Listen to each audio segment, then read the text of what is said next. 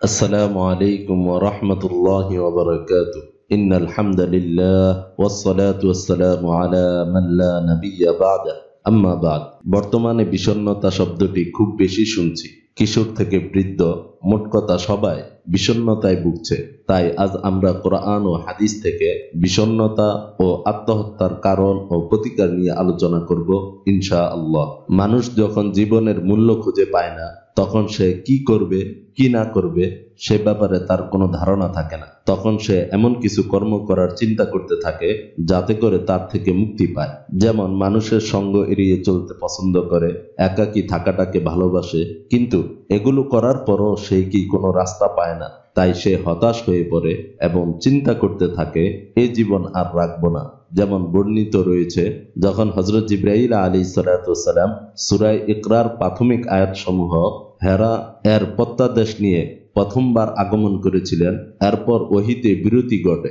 যদ্দরুন রাসূলুল্লাহ সাল্লাল্লাহু আলাইহি ওয়াসাল্লাম নিদারুণ উৎকণ্ঠা ও দুর্ভাবনার মধ্যে দিন অতিবাহিত করতে থাকেন। এমনকি পাহাড় থেকে পড়ে আত্মহত্যা করার ধারণাও বারবার তার মনে জাগ্রত হতে থাকে। কিন্তু যখনই এরূপ পরিস্থিতির উদ্ভব হয়, তখনই হযরত জিবরাইল আলাইহিস সালাম দৃষ্টির আড়াল থেকে আওয়াজ দিতে থাকেন, হে মুহাম্মদ সাল্লাল্লাহু আলাইহি ওয়াসাল্লাম, আপনি আল্লাহ তাআলার সত্য নবী আর আমি জিবরাইল। যেমন কোরআনের ভিতরে ইরশাদ রয়েছে, ওয়ালা তাকতুলু আনফুসাকুম ইন্নাল্লাহা কানা বিকুম রাহিমা, আর তোমরা নিজেরা নিজেদেরকে হত্যা করো না, নিশ্চয় আল্লাহ তাআলা তোমাদের ব্যাপারে পরম দয়ালু। ওয়ালা তাকতুলু আনফুসাকুম এর অর্থ আত্মহত্যাও হতে পারে, যা মহাপাপ, আবার পাপ করাও হতে পারে, কেননা তাও ধ্বংসের কারণ। আবার কোনো মুসলিমকে হত্যা করাও হতে পারে, কারণ সকল মুসলিম একটি দেহের মতো। কাজেই কোনো মুসলিমকে হত্যা করা মানেই নিজেকে হত্যা করা। জীবনের যত ধরনের পেরেশানি বা হতাশা আসুক না কেন, যা সত্যিকারেই সইতে পারার মতো নয়, এমন অবস্থাতেও নিজেকে হত্যা করার মতো জঘন্য অপরাধ করা যাবে না। কেননা এই একাকিত্ব, হতাশা তার জীবনের প্রতি ভালোবাসা ধ্বংস করে দেয় এবং সে আত্মহত্যার পথ বেছে নেয়। আর প্রকৃত পক্ষে একজন ঈমানদার কোনোদিন ডিপ্রেশনে ভোগে না, আত্মহত্যাও করে না। এজন্য যে হাদিসে এর ভয়াবহতা সম্পর্কে কঠিনভাবে নিষেধ করা হয়েছে। নবী করিম সাল্লাল্লাহু আলাইহি ওয়াসাল্লাম থেকে বর্ণিত, তিনি বলেন, মান হালাফা বিবিল্লাতি গায়রিল ইসলাম কাযিবান মুতাআম্মিদান ফাহুয়া কামা ক্বাল ওয়া মান ক্বাতালা নাফসাহু বিহাদিদাতিন উযযিবা বিহি ফি নারি জাহান্নাম। যে ব্যক্তি ইসলাম ব্যতীত অন্য কোনো ধর্মের অনুসারী হওয়ার ইচ্ছাকৃতভাবে মিথ্যা হলফ করে, সে যেমন বলল তেমনই হবে। আর যে ব্যক্তি কোনো ধারালো লোহা দিয়ে আত্মহত্যা করে, তাকে তা দিয়ে জাহান্নামে শাস্তি দেওয়া হবে। নাউজুবিল্লাহ। উন্নত বিশ্বে নানা কারণে মানুষ আত্মহত্যা করে। উদ্বেগ, হতাশা ও দুঃখ থেকে যেমন মানুষ আত্মহত্যা করে, তেমনি ভাবে দুনিয়ার সকল প্রাপ্তি পরিপূর্ণ হয়ে মানুষ যখন সুখের প্রতি বিতৃষ্ণ হয়ে ওঠে, তখন সে আত্মহত্যার প্রবণতায় ভোগে। দলে দলে আত্মহত্যার এই কাজটিকে জাপানিরা বলে হারিকিরি।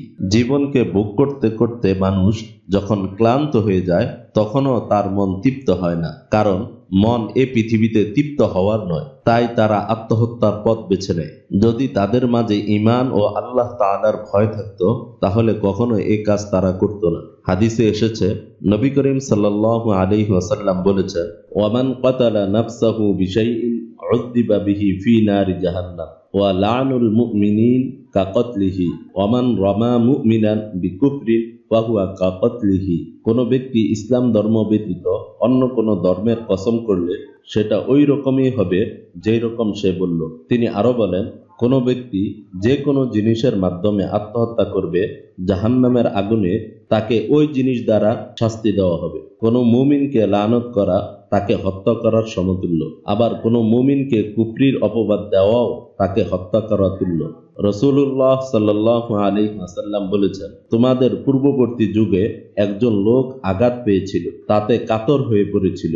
এরপর সে একটি ছুরি হাতে নিল এবং তা দিয়ে সে তার হাতটি কেটে ফেলল। ফলে রক্ত আর বন্ধ হলো না, শেষ পর্যন্ত সে মারা গেল।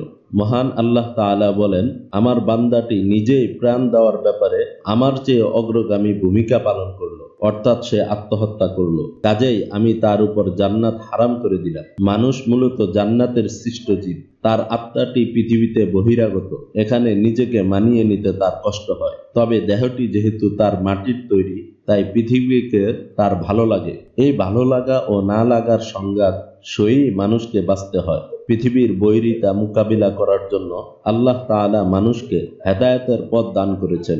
যারা এই পথ অনুসরণ করে তারাই পারে সফলভাবে পৃথিবীর সকল বৈরিতা মোকাবিলা করতে। এরপরও যদি হৃদয় শান্ত না হয়, তাহলে এর একমাত্র ওষুধ আছে আল্লাহ তাআলার জিকিরের মধ্যে। কোরআনে বলা হয়েছে, যারা ঈমানদার তারা আল্লাহকে স্মরণ করে মনে শান্তি পায়। মনে রেখো, আল্লাহ তাআলার জিকিরের মধ্যেই আছে অন্তরের প্রশান্তি। প্রত্যহিক উদ্বেগ, দুঃখ, দুশ্চিন্তা মোকাবিলা করার জন্য আল্লাহ তাআলা অনেক ওষুধ দিয়েছেন। যেমন কোরআনে বর্ণিত রয়েছে, ওয়াজকুর রব্বাকা কাসীরা ওয়া সাব্বিহ বিল আশিয়্যি ওয়াল ইবকার। আর তোমার রবকে অধিক স্মরণ করো এবং সকাল সন্ধ্যা তার তাসবিহ পাঠ করো। আল্লাহ নির্ভরতা, ধৈর্য, সন্তুষ্টি, লোভহীনতা ও কৃতজ্ঞতা বোধ।